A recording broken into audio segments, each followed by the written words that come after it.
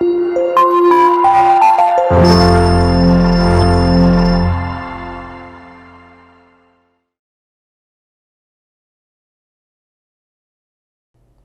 बच्चों, कैसे हैं आप? उम्मीद करती हूँ आप बढ़िया और एकदम मज़े में होंगे। बच्चों, आज हम एक पाठ पढ़ेंगे जिसका नाम है सत्यवादी राजा हरिश्चंद्र। बच्चों, राजा हरिश्चंद्र के बारे में आप जानते होंगे। वे राजा हरिश्चंद्र जो सत्यवादी थे। सत्य के लिए उन्होंने अपना जीवन तक दांव पे लगा लिया। अपना राज्य, पत्नी, बच्चे, किसी की परवाह नहीं की, लेकिन सत्य का साथ नहीं छोड़ा। तो आइए उनके बारे में पढ़ें हम। पर्दे के पीछे से बात सतयुग की है। हरिश्चंद्र नाम के एक राजा थे। वे क्षत्रिय कुल में पैदा हुए थे। वे बड़े सत्यवादी तथा दानी थे। एक दिन स्वप्न यानी सपने में उन्होंने अपना राज्य मुनि विश्वामित्र को दान में दे दिया था। दूसरे दिन मुनि पधारते हैं। ये नाटक शुरू होता है यहाँ से, जिसका प्रथम दृश्य है हरिश्चंद्र। महाराज पधारिए, यह आसन है। विश्वामित्र बैठ चुके, बोल, अभी तूने मुझे पहचाना कि नहीं? हरिश्चंद्र, महाराज मैं पूर्व परिचित तो आप ज्ञात होते हैं। विश्वामित्र क्रोध से, सच रे क्षत्रियाधाम, तू काहे को पहचानेगा? ऐसे ही लोग पृथ्वी को अपने बोझ से दबाते हैं। अरे दुष्ट, तू भूल गया कल स्वप्न में पृथ्वी किसको दान दी थी? जानता नहीं कि मैं कौन हूं? हरिश्चंद्र ने कहा पैरों पर गिरकर बड़े विनय से, महाराज भला आपको त्रिलोक्य में ऐसा कौन है जो ना जानेगा? विश्वामित्र, तूने तो कल सारी पृथ्वी मुझे दान में दी है। क्या यह सत्य है या पाखंड? पाखंड का अर्थ होता है दिखावा। ठहर, देख इस झूठ का तू कैसा फल भोगता है। आहा, इसे देखकर क्रोध से मेरी दाहिनी भुजा श्राप के लिए उठना ही चाहती है। आज मैं इस अहंकारी राजा हरिश्चंद्र का गर्व तोड़ूंगा, जो मिथ्या का अर्थ होता है बच्चों झूठ, जो मिथ्या ही जगत में दानी प्रसिद्ध हो रहा है। विश्वामित्र क्रोधित हो रहे थे हरिश्चंद्र पर कि तू अहंकारी है, तू प्रसिद्ध हो रखा है कि तू सत्यवादी है, पर ऐसा नहीं है। हरिश्चंद्र ने कहा, महाराज सारी पृथ्वी आपकी, मैं आपका, आप बराबर मुझे झूठा ना कहिए। सुनिए, यह मेरी प्रतिज्ञा है। चंद्र टरे सूरज टरे, टरे जगत व्यवहार पे दृढ़ श्री हरिश्चंद्र को टरे न सत्य विचार। हरिश्चंद्र ने कहा चंद्रमा टल सकता है, सूरज टल सकता है, लेकिन हरिश्चंद्र अपनी प्रतिज्ञा से कभी नहीं हट सकता। वो सत्य पर दृढ़ है। विश्वामित्र बोले, अब महादान की दक्षिणा कहाँ है? हरिश्चंद्र, वह भी दूंगा महाराज। क्या हुआ यदि खजाना अब मेरा नहीं है? मेरा शरीर तो है। विश्वामित्र, 1 महीने में जो मुझे दक्षिणा ना मिलेगी तो मैं तुझ पर कठिन ब्रह्मदंड गिराऊंगा। हरिश्चंद्र, महाराज मैं ब्रह्मदंड से उतना ही नहीं डरता जितना सत्य दंड से डरता हूँ। हरिश्चंद्र ने कहा, मुझे किसी और दंड से कोई भय नहीं है, लेकिन सत्य से मैं पीछे हट जाऊं, ये दंड मुझे सबसे ज्यादा दंडनीय लगता है। अब द्वितीय दृश्य प्रारंभ होता है। नेपथ्य से राजा हरिश्चंद्र अपनी पत्नी शैव्या और पुत्र रोहित शाह के साथ अयोध्या को छोड़कर काशी यानी वाराणसी आ गए, क्योंकि काशी पृथ्वी के बाहर शिव के त्रिशूल पर स्थित है, ऐसा शास्त्रों में लिखा है। हरिश्चंद्र, आहा धन्य है काशी, तुम्हें अनेक प्रणाम है। आहा, काशी की कैसी अनुपम शोभा है। किंतु विश्वामित्र को पृथ्वी दान करके जितना चित्त दुखी नहीं हुआ, उतना अब बिना दक्षिणा दिए दुखी हो रहा है। हाय, कितने कष्ट की बात है। राजपाट, धन धाम सब छूटा, अब दक्षिणा कहाँ से देंगे? क्या करें, कुछ समझ में नहीं आता। और कुछ सोचकर, वाह, अभी तो स्त्री, पुत्र और हम 3 मनुष्य तैयार हैं। क्या हम लोगों के बिकने से विश्वामित्र को दक्षिणा देने के लिए 10 सहस्त्र स्वर्ण मुद्राएं भी ना मिलेंगी? हरिश्चंद्र सोचने लगे कि अभी मेरे पास तो बहुत कुछ है, मेरा अपना शरीर, मेरी स्त्री और मेरा पुत्र। मैं सबको बेच दूंगा तो भी क्या मैं दक्षिणा नहीं जुटा सकता? अच्छा तो चलें, अपना शरीर बेचकर दक्षिणा देने का उपाय सोचे। हाय ऋण, ऋण यानी कर्ज। हाय ऋण भी कैसी बुरी वस्तु है। इस श्लोक में वही मनुष्य कृतार्थ है जिसने ऋण चुका देने को कभी क्रोधी और क्रूर लहनदार की लाल लाल आंखें नहीं देखी हैं। शैव्या, विश्वामित्र की पत्नी। आर्यपुत्र, ऐसे समय में हमको छोड़े जाते हो। स्त्री को अर्धांगिनी कहते हैं, इसलिए पहले बायां अंग बेच लो, तब दायां अंग बेचो। बालक, हमको भी कोई मोल ले दो, बड़ा उपकार हो। नेपथ्य से शैव्या को घर का कामकाज करने के लिए एक उपाध्याय जी ने खरीद लिया। पुत्र भी साथ में था। हरिश्चंद्र को एक डोम ने खरीद लिया। इस प्रकार प्राप्त धन से हरिश्चंद्र ने दक्षिणा चुकाई। डोम चौधरी हरिश्चंद्र से, जाओ अभी दक्षिणी मखान ले, वहां कफन का दान। जो कर तुमको नहीं चुकावे सो क्रिया करने नहीं पावे। उसने कहा जब तक दान नहीं चुकाएगा कोई, तब तक वो यहाँ क्रियाकर्म नहीं कर सकता। चलो घास पर करो निवास, भय आज से हमरे दास। उसने कहा चलो घास पर ही सोओगे तुम आज से मेरे दास हो। हरिश्चंद्र, जो आज्ञा। तीसरा दृश्य आरंभ होता है।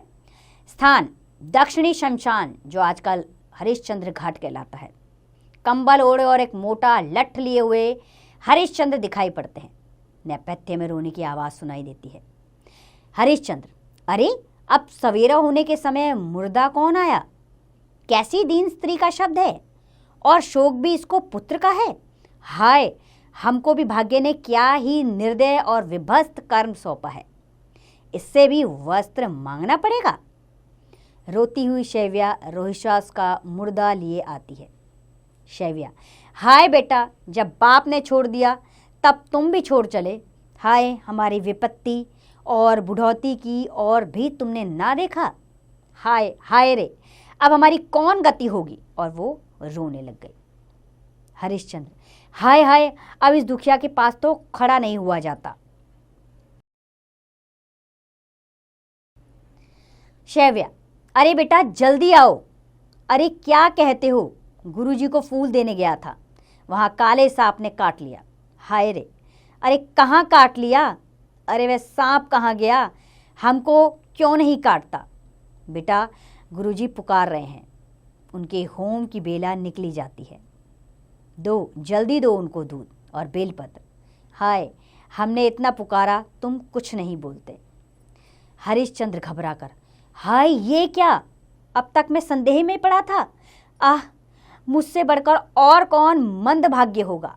मंदभाग्य यानी कि जिसका भाग्य बुझ गया है। राज्य गया, धन जन कुटुंब सब छूटा, उस पर भी यह द्राणुण पुत्र शोक उपस्थित हुआ। यानी मेरे सामने अब ये एक और शोक आ गया, मेरा पुत्र बिछुड़ गया मेरे से। ये मेरे दुख मेरे सामने आ पहुंचा। अब तो मैं चांडाल कुल का दास हूं। ना अब शैव्या मेरी स्त्री है और ना ही रोहिशास मेरा पुत्र। उसने कहा अब तो ना मेरी कोई पत्नी है और ना मेरा पुत्र। चलूं अपने स्वामी के काम पर सावधान हो जाऊं। शैव्या कुछ धीरज रखकर, तो चलूं, छाती पर वज्र धारण करके अब लोक रीति करूं। हाय, जिन हाथों से थपकी दे देकर रोज सुलाती थी, उन्हीं हाथों से आज चिता पर कैसे रखूंगी। जिसके मुंह में छाला पड़ने के भय से कभी मैंने गर्म दूध नहीं पिलाया उसे, और उसके मुंह से रोने की आवाजें आने लगी।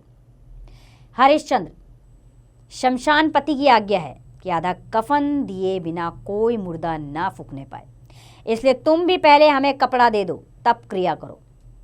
शैव्या अपने पति को पहचान कर रोती हुई, नाथ, मेरे पास तो एक भी कपड़ा नहीं है। अपना आंचल फाड़कर इसे लपेट लाई हूं, उसमें से भी जो आधा दे दूं तो यह खुला रह जाएगा। हाय, चक्रवर्ती के पुत्र को कफन नहीं मिला। हरिश्चंद्र, प्यारी रो मत, धीरज धर, स्वामी की आज्ञा है। यदि तुमसे आधा कफन ना लूं तो बड़ा अधर्म हो जाएगा। अधर्म यानी धर्म के बिना।